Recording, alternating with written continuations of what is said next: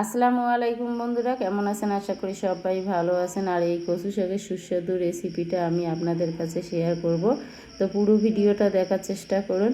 এখানে প্রথমে আমি কচুর যে ডাঁটাগুলো আছে সেগুলো আমি কেটে নেব। এভাবে একটু লম্বা লম্বা করে কেটে নিচ্ছি, তবে কাটতে সুবিধা হবে।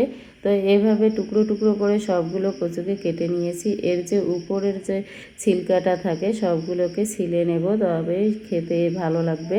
তো কচুটা এভাবে ছিলকাগুলো ছিলে নিলে খুব সুন্দরভাবে গলে যায়। তো এখন আমি সবগুলো কচুরে কিন্তু এইভাবে ছিলকাগুলো ছিলে নিয়ে নেব। তো এখন ছিলকাগুলো ছিলে নেওয়া হয়ে গেছে, এবারে একটা টুকরো টুকরো করে কাটতে হবে। তো এইভাবে একই সাইজে সবগুলোকে টুকরো টুকরো করে কেটে নিয়ে নিলাম। নিয়ে ধুয়ে পরিষ্কার করে নিয়েছি। এদিকে কড়াইটা গরম হয়ে গিয়েছে, সর্ষের তেল দিয়ে পেঁয়াজ, কাঁচা লঙ্কা আর কয়েকটা রসুনের কোয়া দিয়ে দিলাম। দিয়ে ভালো করে এটাকে ভেজে নিয়ে নেব। যেহেতু তেলটা অনেক গরম হয়েছে তাড়াতাড়ি ভেজে যাবে। আর এখন দিয়ে দিলাম চিংড়ি মাছের শুকটো, এক মুঠো শুকটো দিয়ে দিলাম। দেওয়ার পরে শুকটোটা ভালো করে ভেজে নিতে হবে। চিংড়ি মাছের শুকটোটা যত ভালোভাবে ভেজে নেবেন তত খেতে মজার হবে। তো এখন যে শাকগুলো, কচু শাক আর ডাঁটাগুলো কেটে রেখেছি সেগুলো এখানে দিয়ে দিলাম। একটু পাতা সহকারে দিলে খেতে ভালো লাগবে। আর এখন দিয়ে দেব মশলাগুলো। দিয়ে দিলাম স্বাদ মতো লবণ, পরিমাণ মতো হলুদ আর জিরে গুঁড়ো। দেওয়ার পরে ভালোভাবে এটাকে মিশিয়ে নিতে হবে। আর একটু পানি দিয়ে এখন জাল করে নিয়ে নেব।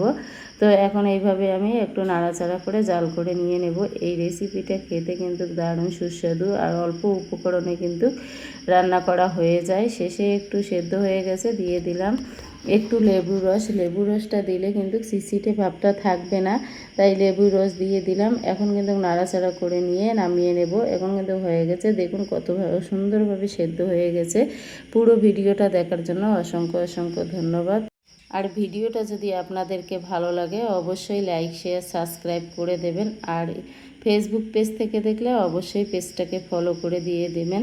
তো দেখুন আমার এই সুস্বাদু রেসিপিটা একেবারে রেডি হয়ে গেছে। আর কত টেস্টি হয়েছে বা সুস্বাদু হয়েছে দেখেই বোঝা যাচ্ছে যে এটা কতটা সুস্বাদু হয়েছে।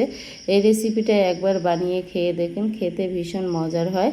আর পুরো ভিডিওটা দেখার জন্য অসংখ্য অসংখ্য ধন্যবাদ। আজকের মতো এই পর্যন্ত। Thank you.